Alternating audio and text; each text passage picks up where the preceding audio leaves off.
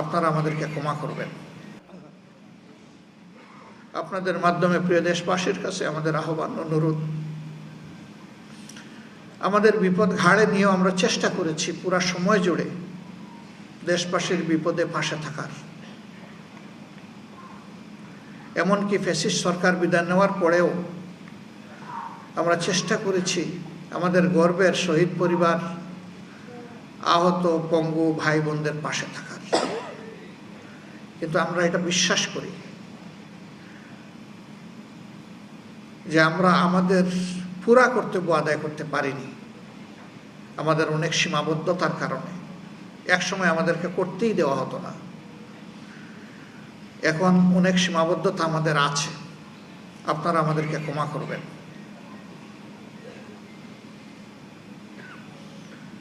আমাদের কোনো আচরণে, কোনো পারফরমেন্সে আপনারা কষ্ট পেয়ে থাকলে আমাদেরকে ক্ষমা করে দেবেন।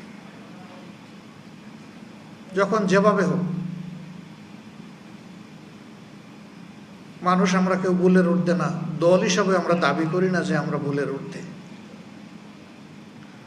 এই সংগঠনের প্রতিটি কর্মী, সহকর্মী কিংবা দলের দ্বারা যে যেখানে ক্ষতিগ্রস্ত হয়েছেন, কষ্ট পেয়েছেন, সবার কাছে কোনো শর্ত নাই, বিনা শর্তে মাপছে। আপনারা আমাদেরকে ক্ষমা করে দেবেন।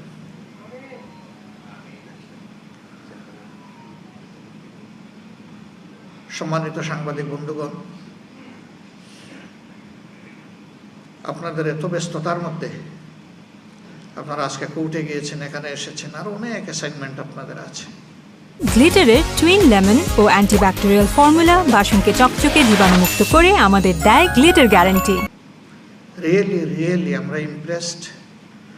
আপনারা এসে আমাদেরকে দারুণ কৃতজ্ঞ করেছেন। আমাদের এই আবেদনগুলো, কথাগুলো খুব নয়, অভিমান নয়, আবেদনগুলো আপনারা প্রিয় দেশবাসীর কাছে মেহেরবানি করে পৌঁছে দেবেন। আল্লাহ জাতির সহায় হোক।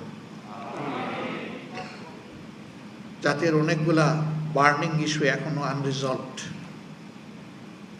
এখানেও যেন সমস্ত রাজনৈতিক দলগুলো এবং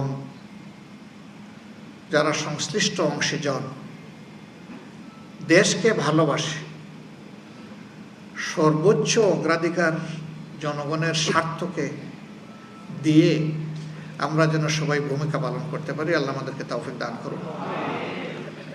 আমরা কথা দিচ্ছি, মহান আল্লাহর একান্ত ইচ্ছায়, প্রিয় দেশবাসীর সমর্থন সহযোগিতায় যদি এই দেশের সেবা করার দায়িত্ব আমাদের উপরে আসে, আমরা ইনশাআল্লাহ প্রতিশোধের রাজনীতির অবসান ঘটাবো।